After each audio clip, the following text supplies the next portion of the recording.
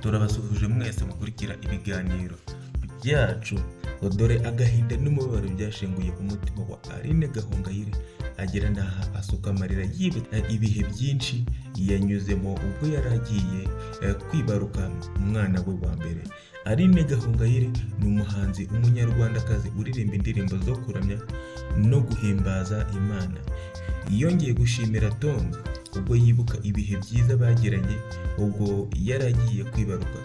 Ni mu kiganiro yagiranye na Isimbi TV ubwo yibukije Tonzi ko hari ibihe byiza bagiranye adakwiye kwibagirwa, aho yagize ati kumenya Tonzi kwanjye ni imbaraga, sinzibagirwa ibihe nanyuzemo nubwo twaba tumaze imyaka 3 tutavugana, ariko urwibutso rw'ibyiza bya Tonzi byasigaye muri njye, nzarinda nsaza bitarava mu mutwe wanjye. Akomeza avuga uburyo yamenyanye na Tonzi atarajya mu muziki wo kuramya no guhimbaza Imana kugeza n'aho babaye inshuti nziza, kugeza ubwo abaye umuririmbyi, aho babaye inshuti bakaririmbana mu itsinda rya Sisters.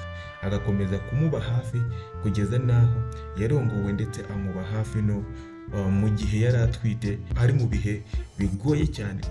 Aline Gahongayire avuga ko yakoze ubukwe atazi neza ibyo arimo, ndetse no mu bihe byo kwibaruka akaba aribwo yabonye ko Tonzi ari inshuti nziza kuba yaramubaye hafi muri ibyo bihe byose.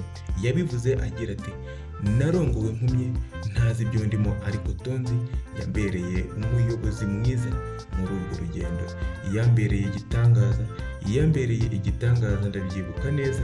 Nakoze ubukwe amaze iminsi 3 avuye muri Leta Zunze Ubumwe za Amerika, araza aranyambarira neza, ahagararana nanjye, nkumva ari nk'umugisha, kandi nkumva ari mushiki wanjye birenze kuba turirimbana.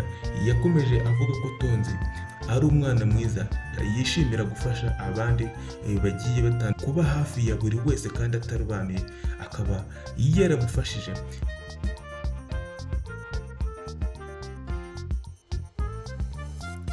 Aline Gahongayire rero akaba avuga ko Tonzi ari inshuti nziza kandi bakorana n'ibindi bigiye bitandukanye, akurikije uburyo yagiye amuba hafi mu bihe bigiye bigoye.